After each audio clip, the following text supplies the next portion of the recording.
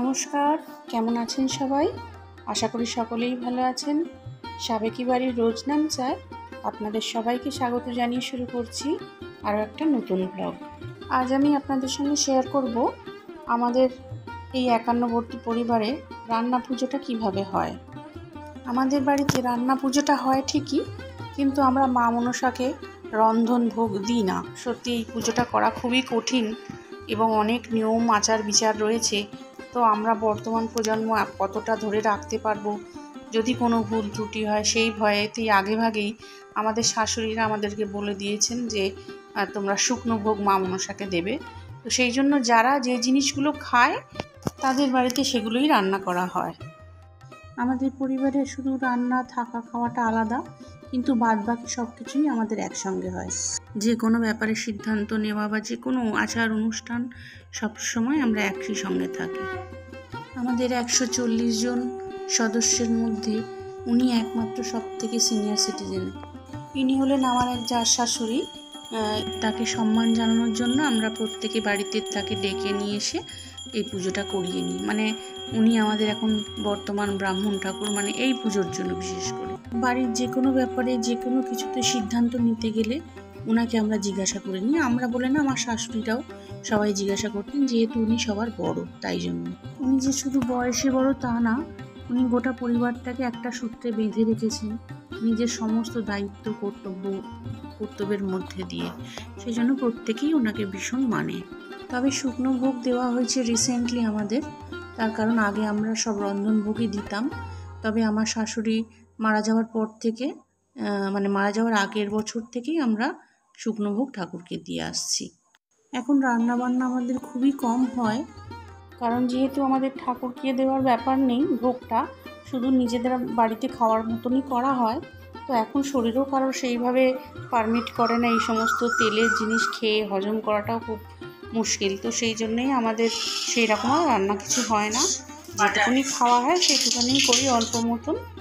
সত্যি কথা বলতে যত দিন যাচ্ছে মানুষের হজম শক্তি কমে যাচ্ছে, আর সেই জন্যেই এত রকম রান্না খাওয়াটাও খুব মুশকিল, মানে ডাইজেস্ট করাও মুশকিল। যেহেতু মায়ের নামে রান্নাটা এবং ভোগের একটা স্বাদ তো আলাদা হয়। এটা ডাল চচ্চড়ি করেছি। আমাদের অনেকের দেখি কচু শাক হয়, তো আমাদের কচু শাক হয় না আলাদা করে। ওই কচুর দুটো ডাঁটা কেটে ডালের মধ্যে দেওয়া হয়, মুসুর ডালের মধ্যে ফেলে দেওয়া হয়। মানে আমাদের নিয়মেই নেই কচুর শাক রান্না করা আর কি। আর 5 রকম ভাজা, নারকেল ভাজা। পিঠেটা আমাদের 3 রকম হয়। এটা হচ্ছে টিকলি পিঠে, মানে এটা চালের গুঁড়ি, আখের গুড় আর নারকেল দিয়ে মেখে এই টিকলি বড়ার মতন করা হয়, এটাকে টিকলি পিঠে বলা হয়। আর একটা হয় কলার বড়া, যেটা পাকা কলা দিয়ে আটা দিয়ে আর গুড় দিয়ে হয়। আর একটা ভাজা পিঠে, মানে যেটা আমরা আদোসা পিঠেও বলি, অনেকটা মালপোয়ার মতন হয়। এছাড়াও আমাদের পায়েস করা হয় আর চালতার চাটনি করা হয়, কিন্তু আমরা এখন খাই না বলে এগুলো কিছু করি না। পায়েস অল্প একটু করি। এই টিকলি পিঠে বা যে কোনো পিঠেটাই অনেকে একদম ছাঁকা তেলে ভাজে, তো আমি ছাঁকা তেলে ভাজি না, কারণ এত তেল খাওয়াটাও ভীষণ ভয় লাগে। তো এই জন্য একটু অল্প তেলেই আমি রান্না করি। এখন মানুষের শরীরে নানা রকম রোগ, সুগার, প্রেশার তো প্রত্যেকের ঘরে ঘরে আছেই। সেই জন্য রান্না বান্না খাওয়া দাওয়া সবাই কমিয়ে দিয়েছে বাড়িতে আমরা। কারণ কি দেখুন, এখন পুজো মানেই একটা অনুষ্ঠান, মানেই এইসব খাওয়ার জিনিস। আর সেই কারণেই আস্তে আস্তে এই পুজোগুলো উঠেই যাচ্ছে। একার হাতেই ভিডিওটা করতে হচ্ছে, তো তাই সব রান্নার ভিডিও আপনাদের সঙ্গে শেয়ার করতে পারলাম না, কারণ অনেকটা দেরি হয়ে যাবে। আমার রান্না মোটামুটি হয়ে গেছে, খুব বেশি কিছু রান্না করিনি, দেখতেই পাচ্ছেন শুধু পায়েস করেছি, মানে যেগুলো আমাদের বাড়িতে খাবে ওরা, তো সেগুলোই করেছি। নারকেল ভাজা করেছি। ডাল চচ্চড়িটা খুব ভালোবাসে ও, আমার হাজব্যান্ড আর আমার মেয়ে দুজনেই খুব ডাল চচ্চড়ি ভালোবাসে, তো সেই জন্য ডাল চচ্চড়িটা একটু বেশি করেই করেছি। আর আমাদের কাজের বউরা আছে, আমাদের যেদিনকে রান্না হয় সেদিনকেই ওরা সব খেয়ে নেয়, আর আমি একটা ভাগ তুলে রাখি পরের দিনের জন্য, যদি কেউ আসে তাকে তো দিতে হয়, তো সেই জন্য তুলে রাখি। আমাদের 3 রকমের মাছ হয়, মানে ইলিশ মাছ, পোনা মাছ আর চিংড়ি মাছ। আবার ওই দিন আমাদের পুকুর থেকেও মাছ ধরা হতো, কিন্তু এখন সেটা হয় না।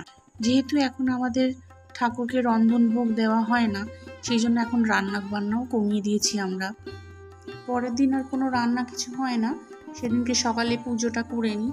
পুজোয় আমরা মায়ের কাছে চিড়ে, দই, মিষ্টি আর 5 রকম ফলের ভোগ দিই। সাধারণত সবাই গ্যাসের কাছেই পুজোটা করে, কারণ কারোর বাড়িতেই এখন মাটির উনান নেই। তবে আমরা একটা ছোট্ট উনুন করে নিয়ে এসেছি। আমার হাজব্যান্ড গিয়ে কামারপাড়ায় গিয়ে একটা উনুন করে নিয়ে এসছে, এবং সেটাতে আমরা আঁচও দিয়েছি। সেইটাতেই আমরা পুজো করি। এই পিঠেটাকে আদর্শা পিঠে বলে, মানে অনেকটা মালপোয়ার মতন দেখতে। ভিডিওটা বেশি বাড়ালাম না আজ, তবে ভিডিওটা এখানেই শেষ করলাম। আপনারা সকলেই ভালো থাকুন, সুস্থ থাকুন এবং সাবধানে থাকুন। আর যদি আমার ভিডিওটা আপনাদের ভালো লেগে থাকে তাহলে অবশ্যই একটা লাইক, শেয়ার এবং সাবস্ক্রাইব করুন। তাহলে আমাদের বাড়ির পুজোর ভিডিওগুলো আপনারা অবশ্যই দেখতে পাবেন। আপনারা পুজোয় সবাই ভালোভাবে কাটান, আনন্দ করুন এবং আমার সঙ্গে থাকুন।